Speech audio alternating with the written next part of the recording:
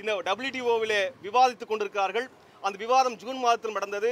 அது கடந்த மார்ச் மாதத்தில் ஜெனீவாவில் நடந்த பொழுது அந்த அரங்கத்திலே நானும் அதை நேரடியாக பார்த்திருக்கின்றேன். அந்த அடிப்படையிலே தமிழக மீனவர் உட்பட அனைத்து மீனவர்களுக்குமான மானியங்கள் நிறுத்தப்படுவதற்கான ஒப்பந்தம் முன்மொழியப்பட்டிருக்கிறது.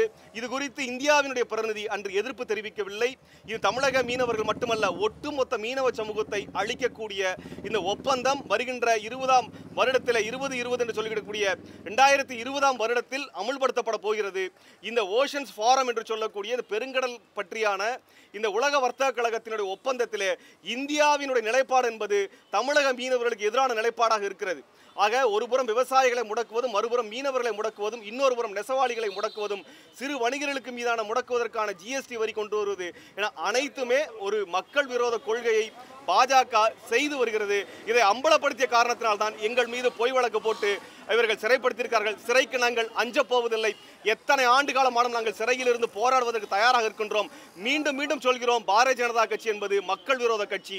அதை நேற்று பொன் ராதாகிருஷ்ணன் அவர்கள் நிரூபித்திருக்கின்றார். ஒரு சமூக விரோத கட்சியாக அந்த கட்சியும் RSS தலைமையும் இருந்து வருகிறது என்பது பொன் ராதாகிருஷ்ணன் அவர்களுடைய கூற்றின்படி நிரூபணமாயிருக்கிறது. அவன் மீதுமான ஒரு சட்டப்பூர்வமான நடவடிக்கையை நாங்கள் கோருகிறோம்.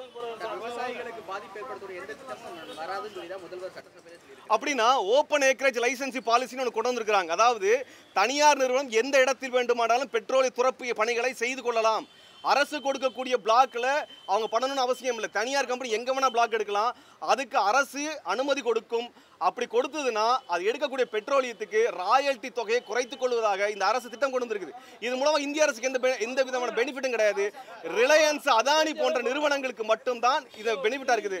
இந்த ஓப்பன் ஏக்கரேஜ் லைசன்சிங் பாலிசியை பற்றி பாராளுமன்றத்தில் அனைத்து கட்சிகளும் பேச வேண்டும். இதுவரை பேசாமல் இருப்பது என்பது தமிழகத்தினுடைய பாராளுமன்ற உறுப்பினர்கள் பாரதிய ஜனதா கட்சிக்கு ஆதரவாக இருக்கிறார்கள். ஆகவே ஓப்பன் இந்த ஏக்கரேஜ் லைசன்சிங் பாலிசியை பற்றின கேள்வியை நாங்கள் எழுப்புகிறோம்.